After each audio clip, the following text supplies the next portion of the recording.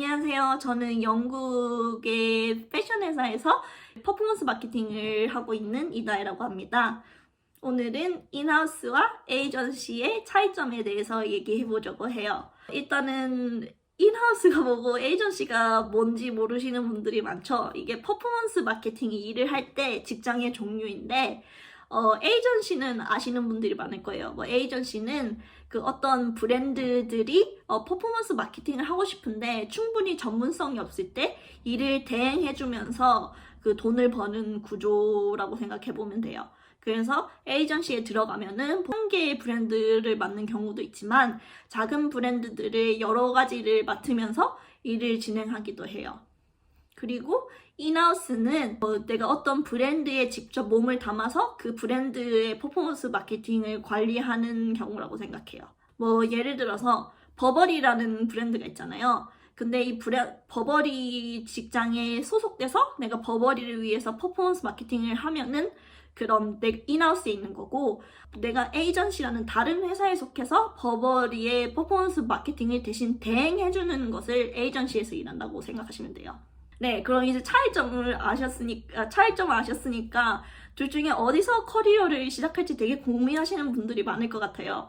저는 개인적으로 영국에서 에이전시에서 커리어를 1년 시작했고, 그리고 지금은 인하우스 회사에서 2년 반을 일하고 있거든요. 그래서 그 회사의 장단점을 다 알아요. 그래서 오늘은 그거에 대해서 얘기를 해보고자 해요. 그래서 일단 에이전시에 일할 때의 장단점. 에이전시는 기술 집약적이고 그리고 젊은 분위기가 좀 많은 회사들이 많아요. 그리고 연봉이 그렇게 높은 편은 아니에요. 인하우스에 비해서. 제가 생각하기에 그 신입 연봉이 에이전시가 더 낮은 이유는 그 에이전시에서 그 신입을 교육하는데 더 시간을 많이 쏟고 투자하고 더 많은 인원들을 채용하기 때문인 것 같아요. 그 대신 회사 분위기가 엄청 젊고 복지가 엄청 많아요. 예를 들어서 무료 점심, 아침이나 파티 같은 것도 엄청 많이 하거든요. 에이전시에서는 약간 우리는 젊고 활기차다 이런 거를 보여주기 위해서 정말 크리스마스 파티에 온갖 정성을 다 쏟아놓고 되게 소셜을 중요시 하거든요. 그래서 난 인싸다 하면은 에이전시에 다니는 게 되게 재밌을 거예요.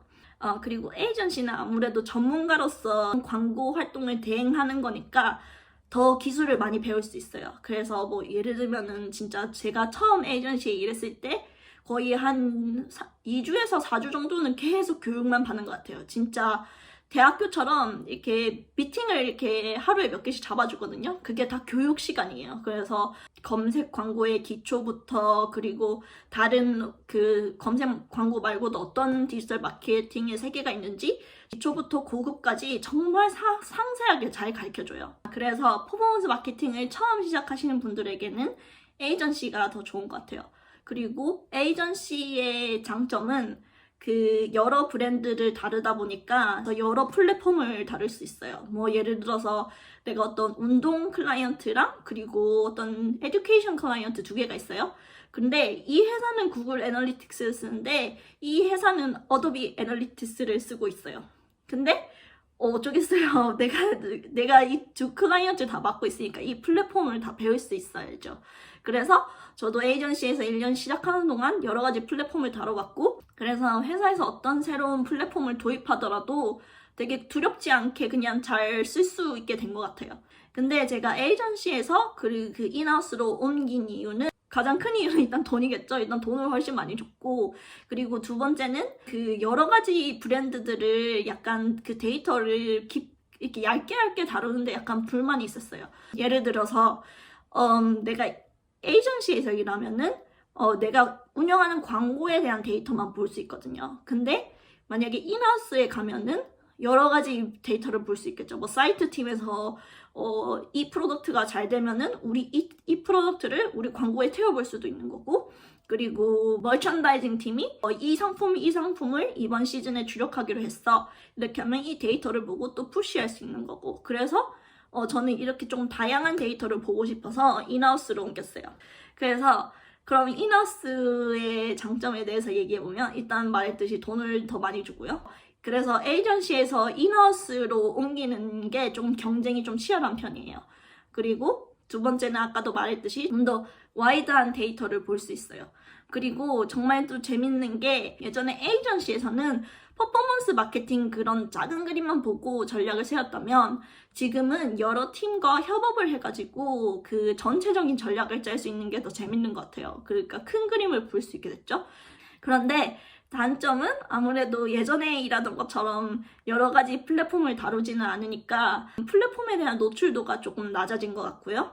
그리고 만약에 제가 에이전시에서 일하고 오지 않았다면 전체적인 기술도에 대한 이해도가 떨어졌을 것 같아요. 그래서 저도 여러 명의 팀원들이랑 일을 하게 되잖아요. 그래서 에이전시에서 일하는 직원이랑 그리고 인하우스에서 커리어를 시작한 직원이랑 비교해보면 에이전시에서 일하던 직원들이 기술적인 그런 능력은 훨씬 커요. 그래서 저도 에이전시에서 커리어를 시작한 것에 대해서 전혀 후회가 없어요. 그래서 만약에 지금 어떻게 취업 전략을 짜야 될지 고민하시는 분들은 일단 에이전시에 가가지고 정말 내가 만족하고 그리고 편안할 정도로 기술적인 능력치를 쌓아서 그리고 인하우스로 이직하시는 게 좋을 것 같아요. 네, 그러면은 그 커리어를 선택하는데 어떤 게 도움이 되는지 조금 감이 오셨으면 좋겠네요. 네, 궁금하신 거 있으시면 또 댓글로 남겨주세요. 안녕!